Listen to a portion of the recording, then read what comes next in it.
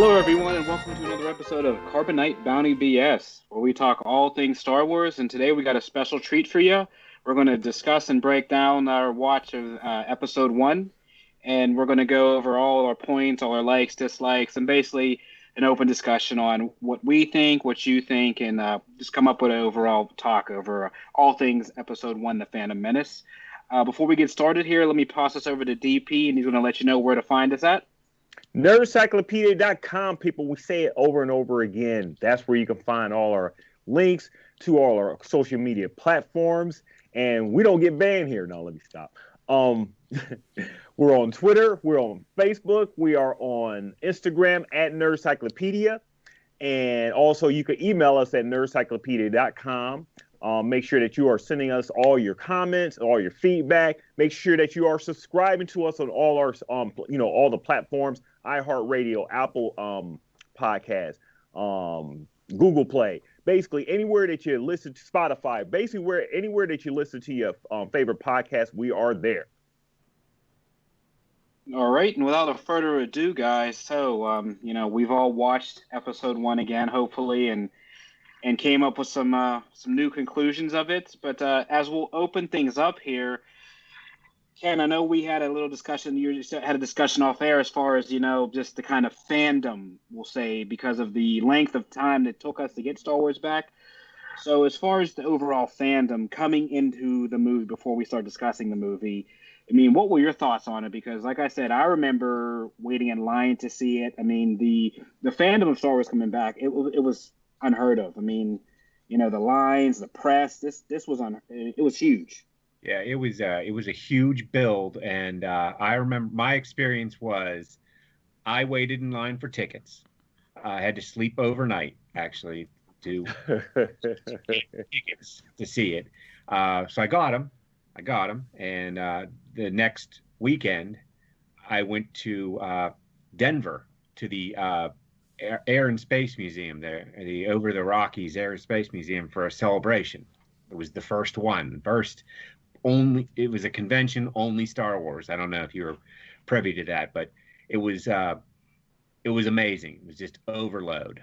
It was a huge event. Thousands of fans, lots of swag, lots of like preview toys and figures. So when I came back and I was waiting to see this movie, I already had all this build in me. I already knew a lot of some of the ins and outs, what was going on in the film, what they were going to introduce. So it was a huge build for me.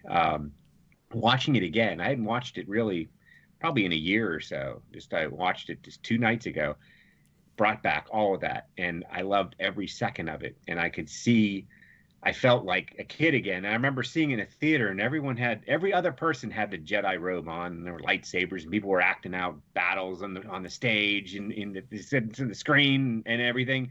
It was a real nerd thing going on. And I remember watching the movie then years ago, and I watched it 2 nights ago, and I had the same vibe. It was great. It was a nice reintroduction to Star Wars. It was a fresh, lot of technology going on in it, and that's what we were kind of talking about. That's really my only like criticism of it. It was like too much. It's like George was so excited with all this cool stuff that he could do really easy that he overdid it in a lot of it. And we could talk about through the whole movie where there was like he just dialed it to 11 the entire time. It was special effects, but like a Michael Bay movie. if Michael Bay was a special effects, animator. Right. Yeah. Yeah, absolutely. But yeah, that's my own. But yeah, so it was nice to just watch it again and have all that, relive all those memories. It was cool. What do you think, Hitch? Well, for me, Episode 1 was the first Star Wars movie I ever saw in a theater, and I know that's a weird thing to say, but I'm not that old. I know I look old, but I'm not. And so, I remember I was 9th grade, and, my school had exams, because my school was one of those types of schools, and we got done with exams like 1, so me and a big group of guys from the Lindsley School freshman class went over and saw Phantom Menace like 1 o'clock in St. Clairsville, Ohio. And I remember being super jazzed up about how much of the marketing there had been, and that this was brand new content. And I just started really kind of getting into Star Wars, I think maybe in 7th, 8th grade. So this was right at the same time. there was so much advertising for this back in 1999. It is hard to say because you don't see even this sort of saturation like you did back then. I mean, you could not walk from the Mountain Dew to the Pepsi without running into at least an R2D2, like cardboard stand up, life size, and every store. It's important to remember that this movie, and we'll talk about the movie from here on, but I want to say it was a phenomenon when it came out. I mean, when you look at the box office receipts, they're there, and the reason they're there is because this movie was a phenomenon. To the movie itself, I remember leaving this movie and being super excited about where they were going to go with it. But at the same time, sort of like thinking, okay, the next movie will definitely be the Clone Wars because they can't kick the can down the road. I also remember sort of wondering why all the Neimoidians sounded like they were Japanese. I remember that was a question I had the whole time, and I was like, I don't get it. You know, is it a Pearl Harbor thing? I don't. You know, I was like, I'll leave it there. I'll leave it there with George. And, you know, watching it again after a while, and, you know, there's some parts of it that I guess I don't hate as much as I used to, and maybe it's because I know, like, all the slapsticky things in the first part of the movie sort of melt away, is what I noticed this time. And that's something I hadn't noticed before. All the stepping in poop and, you know, the tongues lashing out that we have in our thumbnail. So if you check that out. All that stuff happens before the pod race scene. And what I noticed is after the pod race scene, it seemed like the focus of the movie really shifted. And it's interesting because, you know, from an actual plot perspective, you know, there's this sort of boring trade, you know, dispute story that's happening. And then all of a sudden, Anakin Skywalker shows up, boom, and he's the chosen one. And now the story is about something totally different. So that is something that I hadn't appreciated before about The Phantom Menace, and something that I enjoyed on this rewatch that I wasn't expecting to. What do you think, BP? So I come from the casual, you know, fan perspective. I'm a dedicated nerd, guys. I'm like all in the nerd culture. So, you know, I love Marvel, I love DC, I love, you know, sci-fi stuff. But for whatever reason, I at that point in time, I was never really into Star Wars. I heard so much about it, you know, growing up, and, you know, never really got into like the movies like that. It was for me like space type movies. Anything that was like outside of Earth, you know, that was science fiction range, I wasn't really into. If it took place on Earth, I was into. If it took place outside of Earth, I would say I wasn't really into it, you know, like that. So me seeing The Phantom Menace, I was there on the first day because I was the person that I wanted to see what was the hype, you know, what the hype was all about. And I was like, okay, if I'm going to watch Star Wars and they're starting on episode 1, let me start on episode 1 since it's the very beginning of the story. So I was there the first day. I remember, like Hitch said, you know, all the hype surrounding it. You couldn't really, you know, move about or, you know, move from one step to another without actually seeing like Star Wars gear. Everyone was so hyped about this thing coming out where I was like, wow, it has this much culture behind it, has this much, you know, fandom behind it. I mean, I'm a, you know, diehard geek. But, you know, this is probably the last, you know, bashing of fandom I haven't broached yet. So I went and seen it. And as I'm watching it, I'm like, what is the hype all about? Because I am just super confused as to everything that's going on. You know, I know about lightsabers and everything. That was just something that was just, you know, embedded in the Star Wars culture and stuff. But other than that, it really had no characters that I could relate to or, you know, really recognize. I mean, Skywalker, even the name Skywalker really didn't come into the movie itself until maybe like 40 minutes into the movie. So everything before then, it was just like, okay, I'm waiting. And I think when I was really anticipating, okay, you know, I knew that Anakin Skywalker was going to eventually be Darth Vader. So that was the big thing. Darth Vader is like, you know, the big to-do. And I knew I wasn't going to see any type of Darth Vader in this first film. But I think walking out of it, which I was a little bit disappointed in the, you know, in my initial, you know, viewing it at that point in time, was it just left me hanging like, okay, I got to wait another couple years to see the next episode. You know, it was a little frustrating the way it ended. Me seeing this the second time, like I said, I haven't seen this movie since it actually came out. If I didn't say that already, I've been seeing it in movies since it came out. Seeing this the second time after so many years, it was a fun watch. I swear to God. After after watching all the Mandalorian and really getting indoctrinated into like good amount of Star Wars stuff, this movie, it was a really fun watch. It wasn't the greatest movie. I mean, it's not your Godfather or anything like that, but I mean, it was a fun watch. I could give or take them taking so long to get to Anakin, because he really is the main crux of everything that's going on. But it was a fun watch, and Jar Jar Binks wasn't as annoying as what I thought initially in my memories and everything. And it had a lot of cool fight scenes. I love the end where Qui-Gon was going against Darth Maul. That was just seeing we'll get to that. Okay, all right. We'll slow down, but it was a really fun watch, to say the least. Yeah. I mean, as far as my initial reactions, I'm kind of mixed with you guys. I'm like Hitch, a lot younger. So as far as when I seen it, I remember I was in about, I want to say, 8th grade. Didn't go to St. C, but I was in Washington, so I went to well, the other direction, right? We could have gone to Hawaii. We just decided to go to St. C.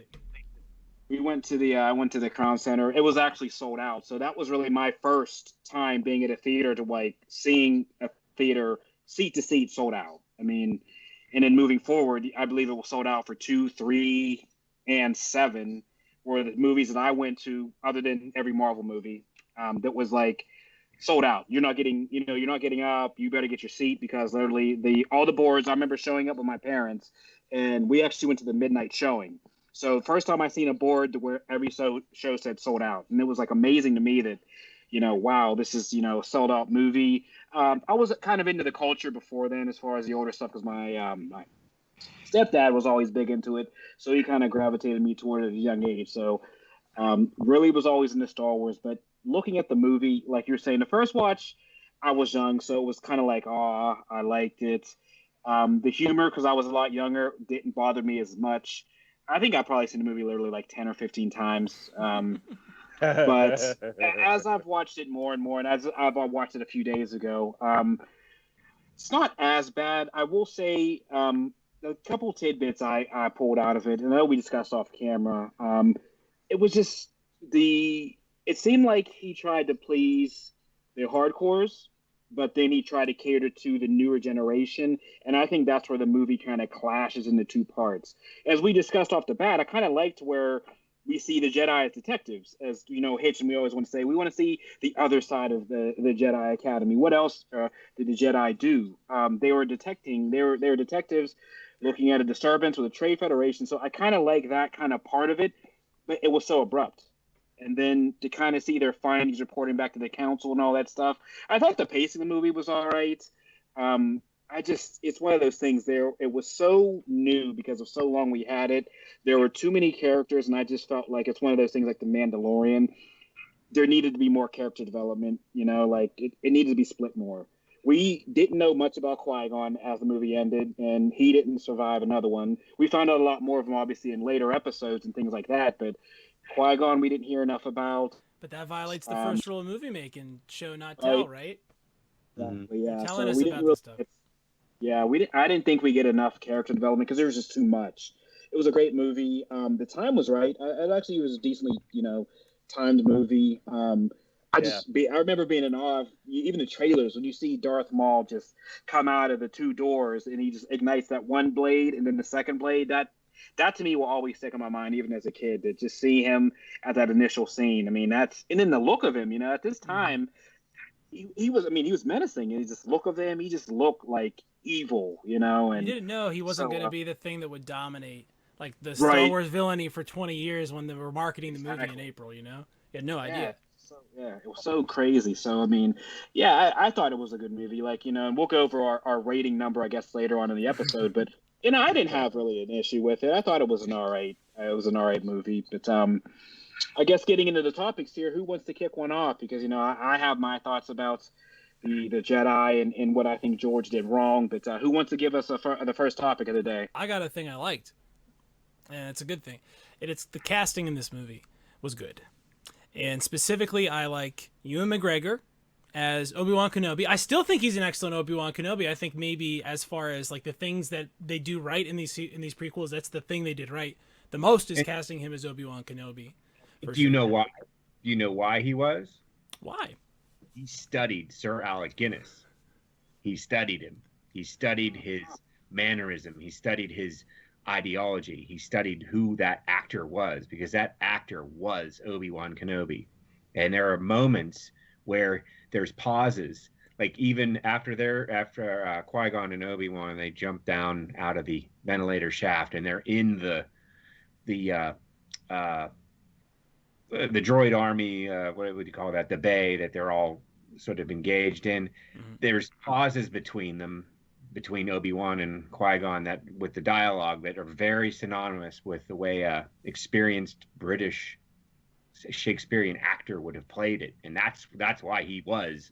And then even Liam Neeson, what's the actor's name? Can't think of his name. Neeson. Yeah, Liam Neeson. Mm-hmm. Same thing. I mean, that's why, Hitch, you're spot on. You cast these people properly because they're classical actors, and they have to be to play these important roles. They bring this gravitas to the Jedi that is so. It's a little bit different than what we see with Luke and Vader and the Emperor. The Emperor obviously cackling and snapping lightning at everybody. You know what I mean? And Qui-Gon is just this different sort of stoic. He's Liam Neeson. I mean, I don't know how else to put that, right? He's basically playing the character that Sean Bean would be playing if they made that movie now, right? We all agree, if they made this movie today, Qui-Gon Jinn would be played by Sean Bean, and he would definitely get killed again. He would definitely get 86. But I really like the way Liam Neeson approached it. Is they approach them as if they're Shakespearean characters, and that's sort of, it's interesting because it gives them this sort of like arrogance, right? That's like, that you can see reflected in the Trade Federation when they say like, oh, we won't survive this, right? The Jedi have this deadly reputation. And you have to use an accent. We won't survive I'm this. not doing that. I know better than to do something like that. It's very important to them. Yeah.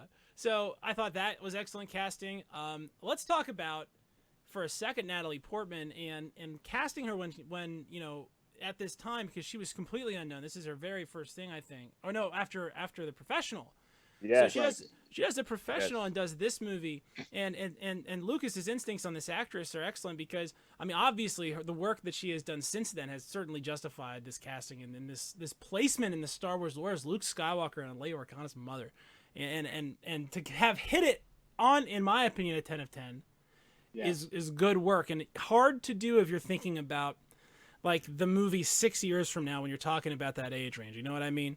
So really, really just good work, casting Natalie Portman. And of course, my favorite stunt casting in the whole thing is Samuel L. Jackson showing up in the Jedi Council as Mace Windu, which at the time, there was no sort of indication that he was going to get to like kick some ass later on. You know what I mean? He was just chilling. So I really enjoyed a lot of the performances.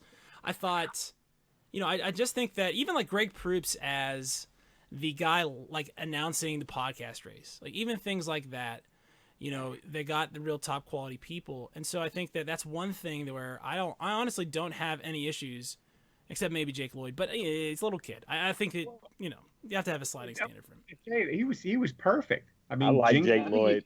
I liked him. Yeah, I liked him. Yeah, now but I can see where Hitch, was annoyed because I think I felt the same way back in 1999. It's one because line. I'm sitting here like, why is this? What is this little boy? And he has movie really gave no indications he was headed towards the dark side, but just the fact that he was just being like really aggressive on him trying to get into that pod race. He wanted to get into the pod race. I could do this. And he was real, he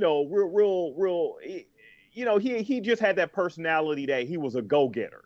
So that was really all we got from him. Nothing to indicate that it was going to go really, crazy way. but from like the exposition about, when Qui-Gon, searched for, his midichlorians was like super high and everything, and he was the special one, he was the chosen one, in which Qui-Gon had felt that he was, but the other Jedi council didn't really feel he was like that. But as far as his personality, it will complete 180 from when I first remembered the movie. Yeah, and he was a slave too, him and his mother. Yeah. He came from this really bad background, and all he wanted to do was get out and be free. And that's a dangerous thing, because if you want to fight for your freedom, that makes you a weapon. You'll look for any avenue to get out and fight back against anybody who's trying to tell you what to do. And I think the Jedi Council saw that, and that's why they didn't want him to train, because he was going to be a dangerous weapon. And they were right. They were absolutely right. Well, they felt he was a certain age. He was past a certain age, right?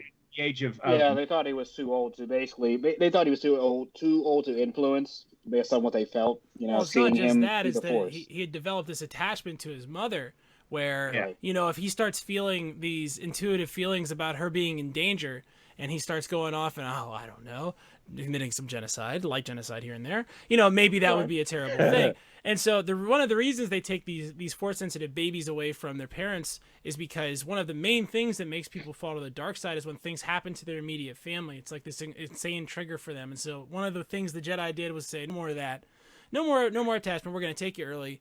And at 10, Anakin already has these sort of, this sort of worldview building where he is, he has this oppressed life, and he wants to liberate people. So the problem with Anakin is that Anakin has this desire to obtain power for a purpose. And the Jedi, if you do that, that is literally what the dark side is when you try to utilize the Force to change things, right? That's what Palpatine does. It's what Jason Solo did in the Legends series that we don't talk about anymore.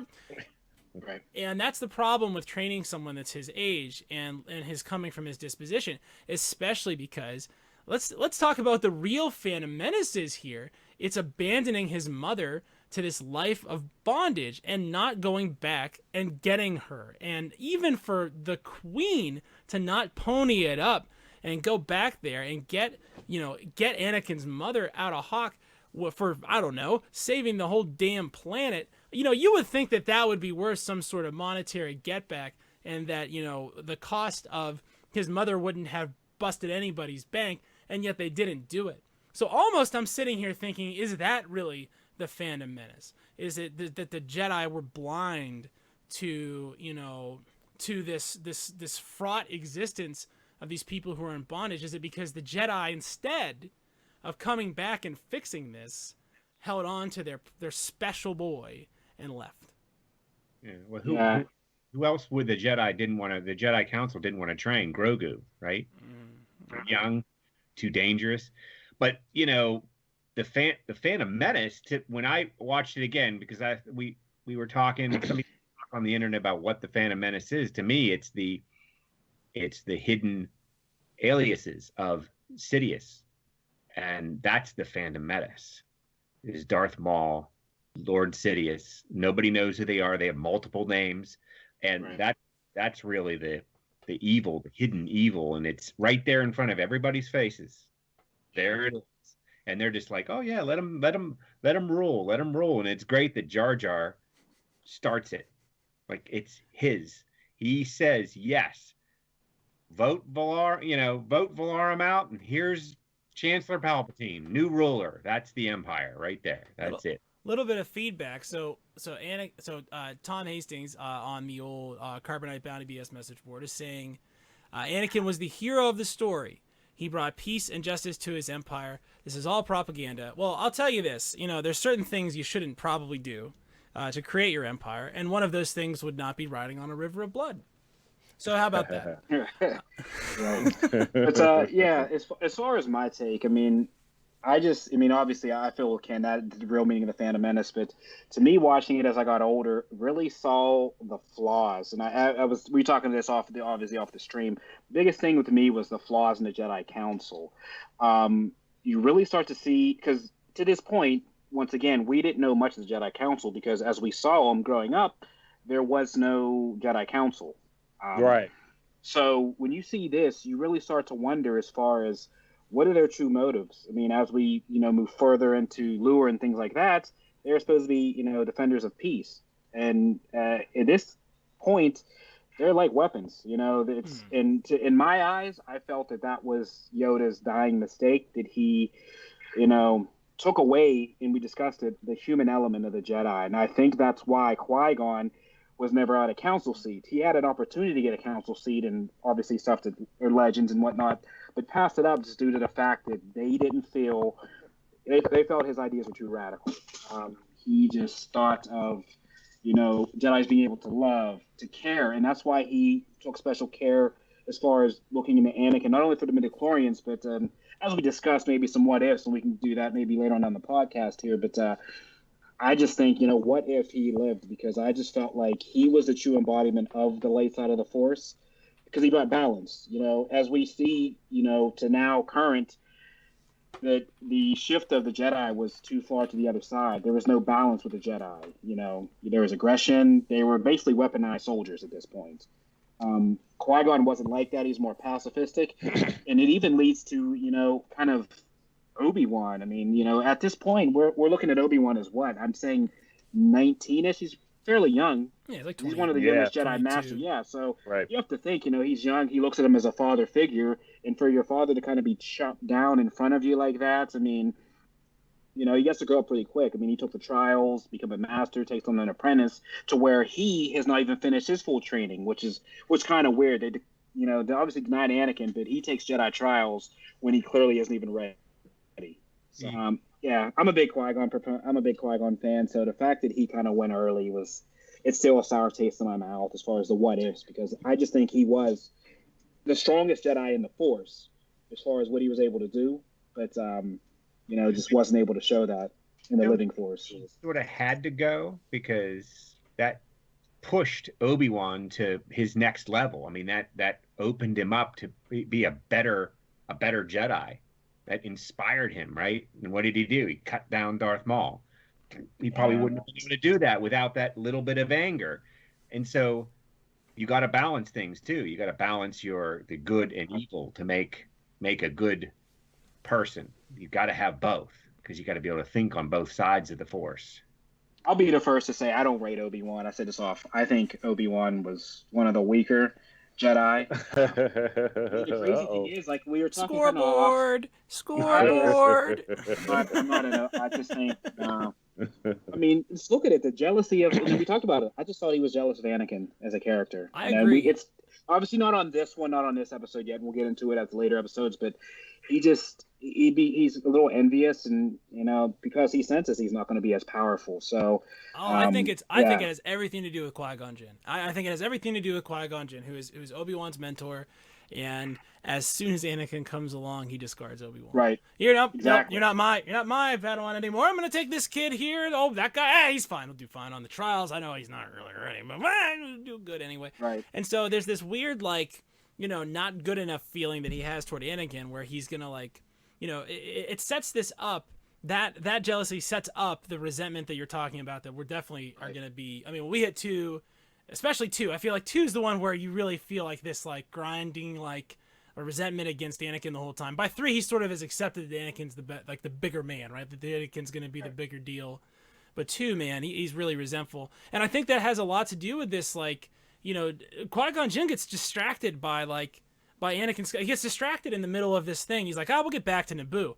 Well, we're going to stay on Tatooine for a while. We got to run this race, and we got to, use the Force to, again, save some slaves. Not all of them, just one slave. I can save too many of them. That would be too much for Qui-Gon Jinn to be involved here. Make the Hutts mad. There was a lot of plot going on in this movie. the race and going to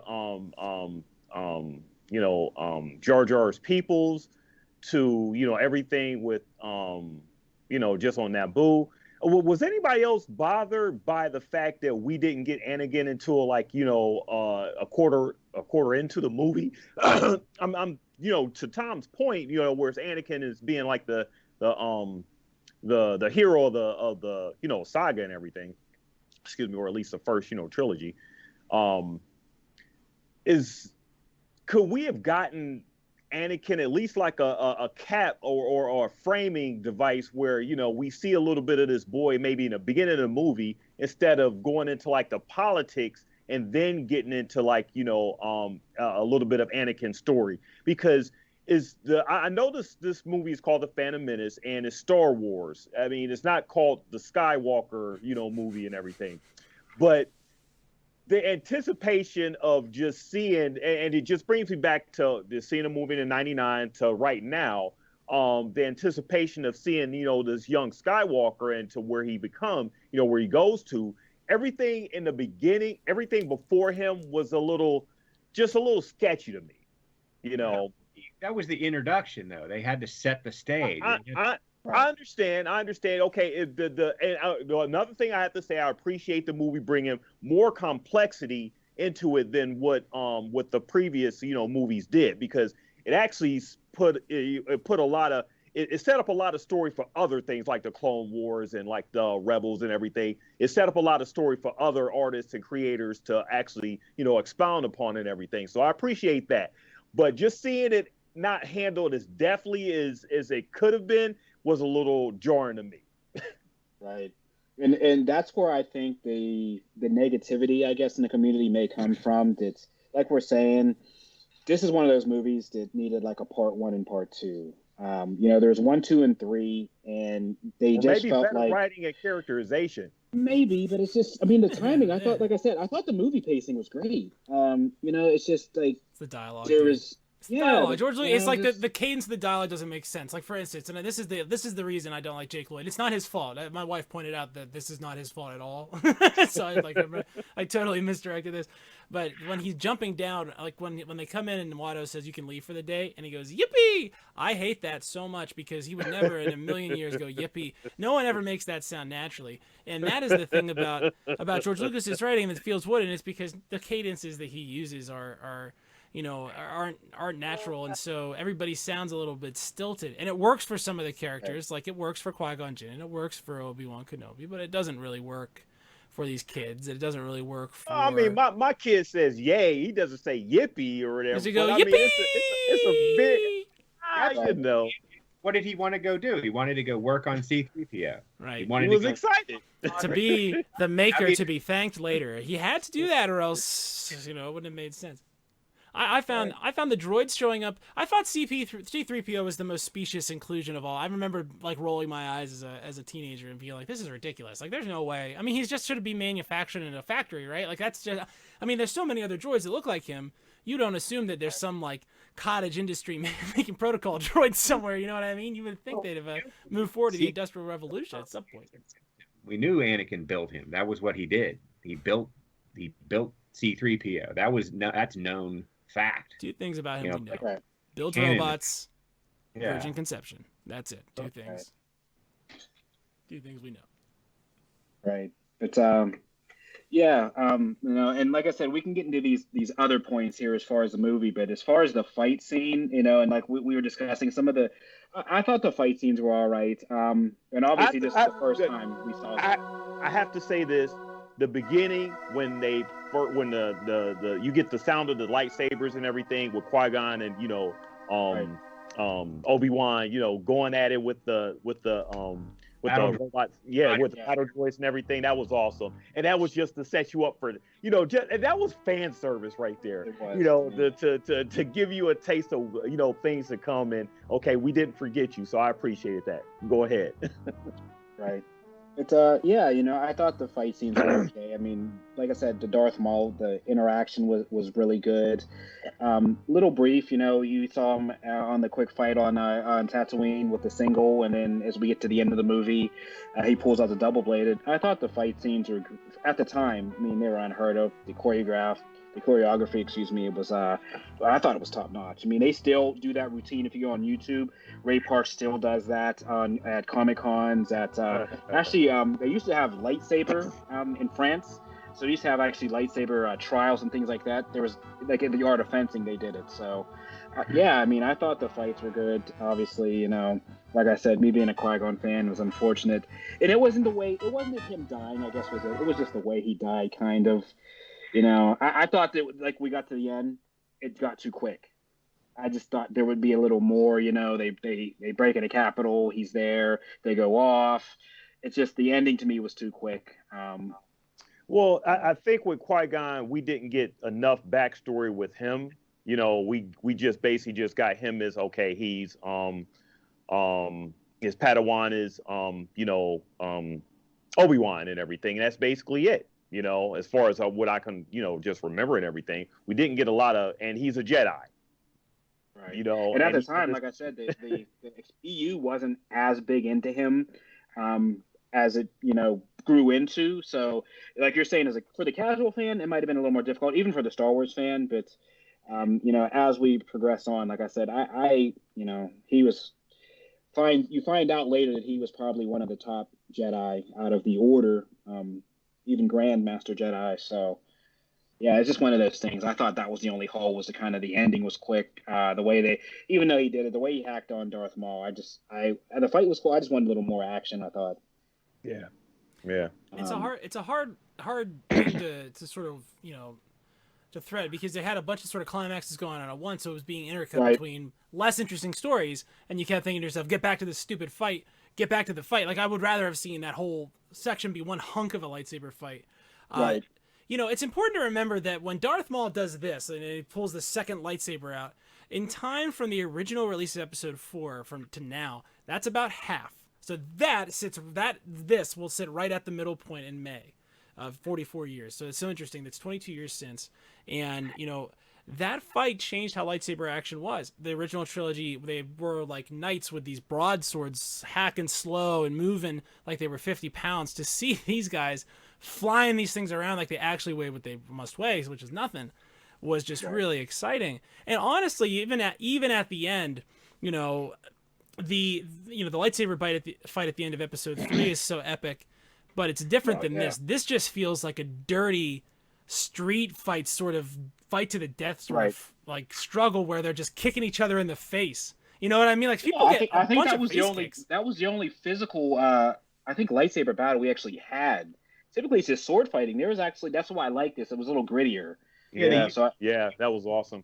Push, use force push, and all these things read about or heard about since the original movies came out. We never saw any of this, so it was really good. I mean, every action scene, every fight was great. And I just got to mention, so they're cutting down battle droids, right, left and right. I get that. That's cool. But like in Mandalorian, when the stormtroopers were going down that easy, my only problem with that is the battle droids are fine because they're just robots. But the stormtroopers, there's people in there. There's humans. That's human life being just, and they're just dying left and right. The battle droids, okay, but the stormtroopers, they still got to work on that. And I want to see better with the stormtrooper fighting. But battle droids cut apart and force push and pull, and it was awesome. And coming from a casual fan perspective, 1999, I didn't know what the heck was going on. Force push, what? The way they were fighting, I'm like, okay, it looks fine and everything, but now knowing a lot of the Star Wars lore and everything, going back to watching this movie over again, I appreciate like the push, and just the throwing against things and how they just use the force, and just appreciation of their skill as far as just using the force, and just the way that is this the first time that George used the Padawan as turned Padawan in? Oh yeah, he made that up out of cloth. The whole braid thing. Okay. Yeah, that was all. Okay. I still don't know what the hell that is, honestly. I don't know. It's sort of dumb because it's weird that it's a hair thing, because like obviously like the Jedi is an interspecies like organization, right? So like not every species has Right. hair. But that's why it doesn't make sense. All right, I'm done. Sorry, DP. I didn't mean to do that. Yeah, the Go ahead. cool, interesting aspect about this as well, a lot of people aren't aware of, and this is not until, I mean, current time, but the Phantom Menace is a very similar story for Darth Maul that it is for Anakin. His people were enslaved, and this is even tied into the latest video game, the Fallen Order. So Darth Maul's people were enslaved by the Night Sisters. So he was basically taken as a young child. He was the strongest one on this planet. So Sidious had courted him as on top of other apprentices he had. At the time, he was the strongest. So he took him and brought him on. As you find out, when he found out how weak he was and the things with Dooku, it was just one of those things that he was thrown to the bin. And then you find out later on, as we progress into Star Wars, the current time now, that how he felt later on in Solo, and as far as his Red faction, and even in the Rebels comic when they see him alive again, it's how he felt and the animosity he had towards the Emperor. Because at the end, before his final death in comic land or animated land, he talks about resentment towards the Empire, towards Palpatine, and the fact that he felt like abandoned, like Anakin. So his story is very similar to current day, to what Anakin's kind of was. And it was basically a whole 180 to what Anakin's story was. He wasn't a Sith at the end. He was actually against the Empire. And so, yeah, his story to current day is a lot more interesting. And if you guys take some time, even the viewers, go in and just, even if you YouTube it, just Darth Maul's story, there's actually parts they put all together. And it's really interesting. And it's like I said, it's a parallel to Anakin's, but it's the complete opposite way. What species is he? I'll have to look it up. I forget. It's on the they talk about it during the Fallen Order game, because there's actually you go into that Dathomir is the planet. Yeah. But their name is in the game. I'll have to look it up. So excuse me, guys. Maybe some people in the chat or in the comments, or even you guys listening to us, you'll know it. But yeah, his species they're from Dathomir, and that's where Zabrak is the answer. Thank you, Tom. Thomas, appreciate that. Tom is all. There we go. There we he go. knows. Tom is the guy. Tom is on the the guy. ball. On the ball. We're gonna have to make him an official producer one of these days. Yes, really get him as a mod in the group and everything. So we got a lot of really good group members out there. Colleen, sure. she's another one. Really good. Jeff, Mm-hmm. John's. I think he's a really good one. We got some really good active members out there, so definitely appreciate you guys. Yeah, you guys ought to head over to our Facebook group, Carbonite Bounty BS. We hang out. We tend to be a little looser over there. We post funny memes and stupid things like the stupid question I asked this week. Asked the group, if you could punish Jar Jar Binks for being Jar Jar Binks, essentially, what would you do? And Jeff Johns had my answer. It was so funny. He said, "I'd just pull out his tongue. That would really solve the problem." And Jeff, thank you for for suggesting that. I wish they would have just handled that up front. Funnily enough, I have watched I've watched a version of this movie where all the Jar Jar Binks parts are like replaced with Huttese. You know what I mean? Just like a thing that says "My people are honorable warriors." You know what I mean? It's much better. So some things can be fixed, but. We appreciate you guys so much, and thank you so much for commenting. We know you don't have to, and as always, we're the place to go if you have some specific feelings about Darth Maul that you need to get out there. Our group is a place to do that. So if you think of Darth Maul as a danger snack, come find us, Carbonite Bounty BS, which is the name of our show. And again, we're no longer a Mandalorian podcast, just to sort of get that out of the way, and that's how you do a segment organically. Everybody, that's how you do it. My man. Yeah, definitely join that group, guys. Any final thoughts about the movie itself? What do we have going on there? Yeah, I guess we'll go around the horn real quick. What are you guys' rating for up to 10 as far as the movie? We'll start with you, Kendo. I give everything I see Star Wars wise a 10 first.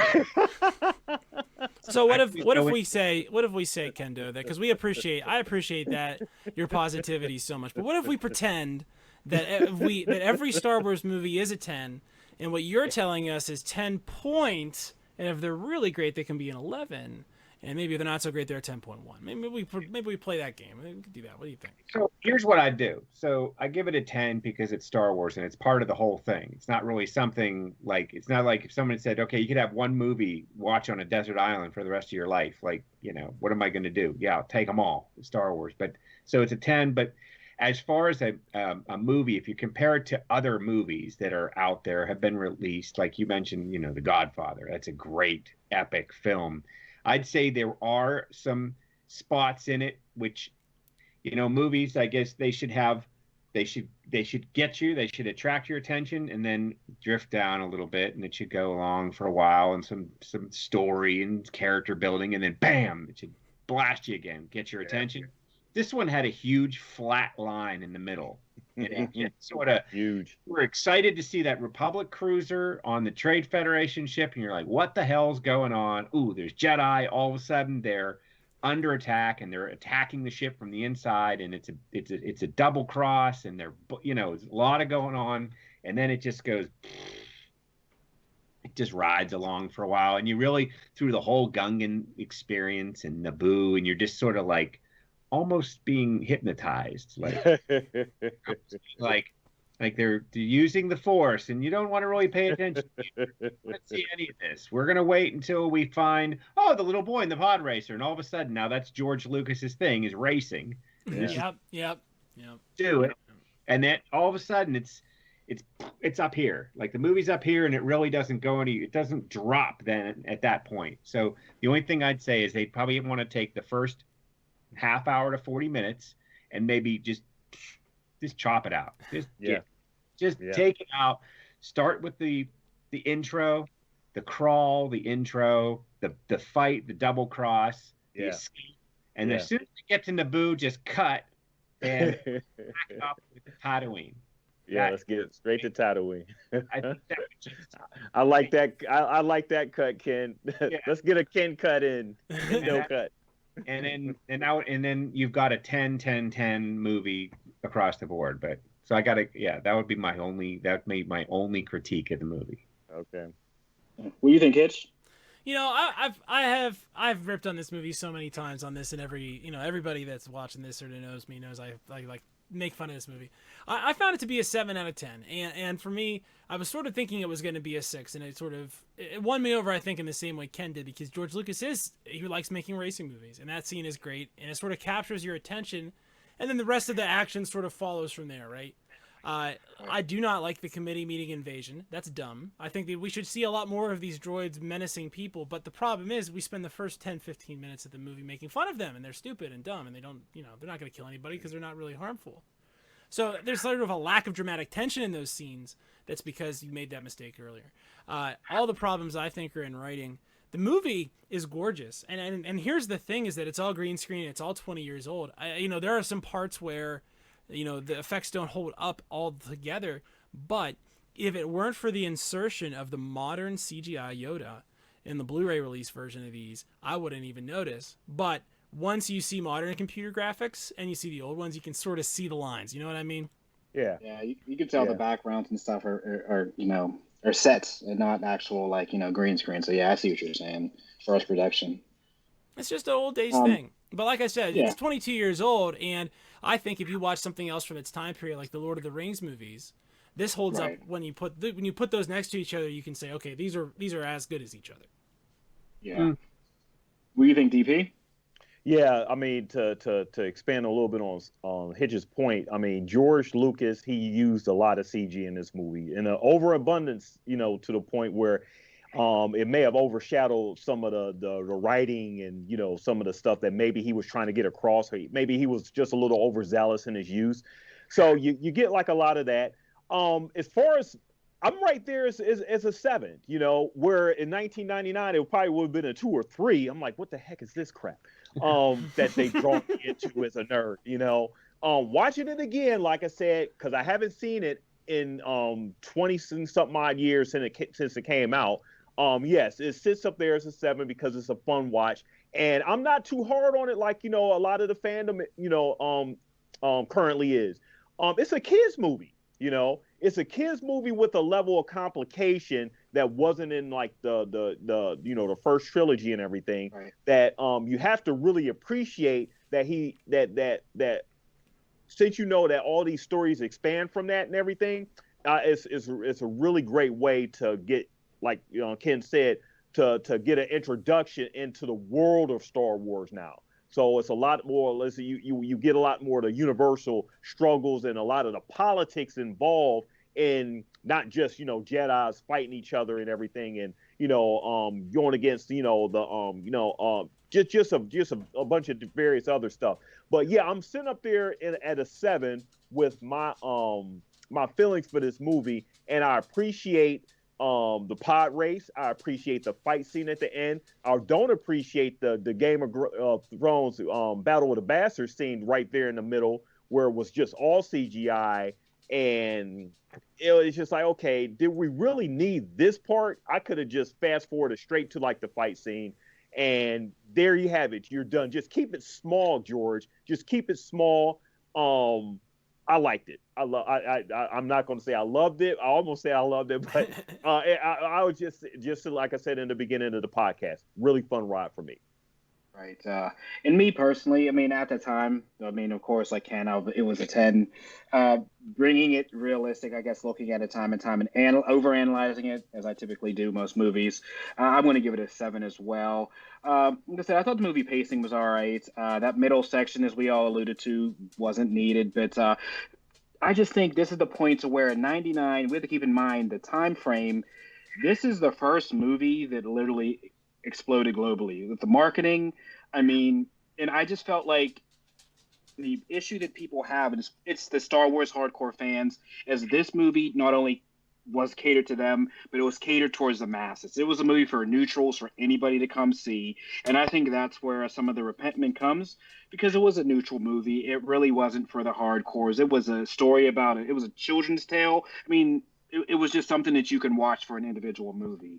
So at that point, it was a 7 to me, but the movie was great. I mean, like I said, it sold out. It broke records. It's hard to say it was a bad movie when everybody watched it, and it literally launched Star Wars, and kind of like the Disneyfication of it, to where the problems we talk about now, that, you know, with the last 3, Disney went maybe too for commercial fans and trying to draw in other fans rather than listening and following stories that people know and that the fans want. So I think that's the only negative that George had, is maybe, and I will never know if he really truly wrote the movie this way or that's the way he directed it, but I just felt that it was a little more fan service, or not fan service, excuse me, but more of a crowd pleaser than fan service. That's my only negative to the movie. And then in the feedback, Tom Hastings is going to give us a 8 of 10 rating for Phantom Menace. So put your name on it, write that down.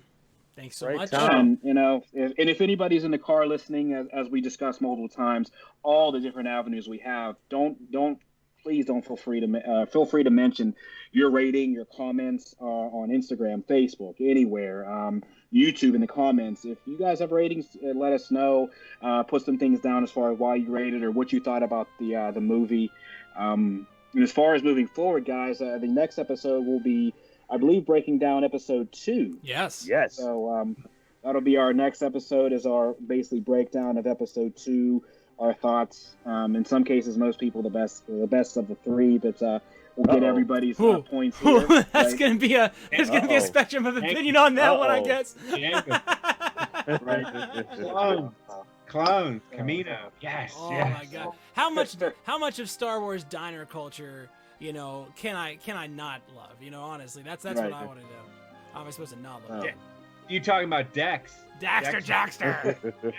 Yeah. Obi-Wan's best friend for some reason. Right. Oh, a great bowl of whatever Ewok hash that he served up. You know, it was good stuff. Yeah. Angry waitress bot. Like, what's the point of having? All right, I'm not doing that. Well, next time. Next time, great teaser. Definitely. But once again, guys, like I said, thank you guys for tuning in. As far as a quick outro, please smash a like on the video on YouTube. Please give us 5-star ratings, whether it's on Spotify, Apple Music, you know, any kind of streaming platform. Wherever you're listening to us, wherever you're watching us, whether it's live or later, please comment on it. We do want to interact with you guys.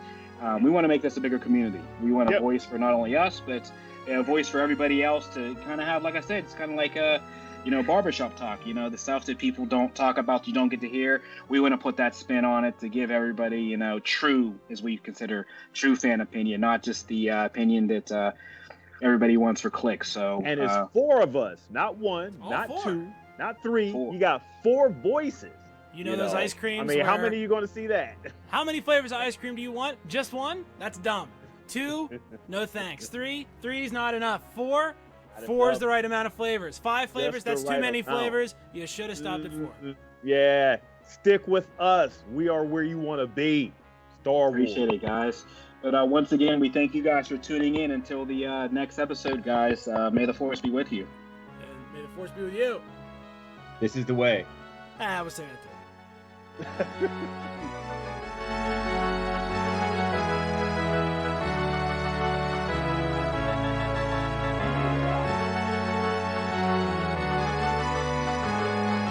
Nerdcyclopedia.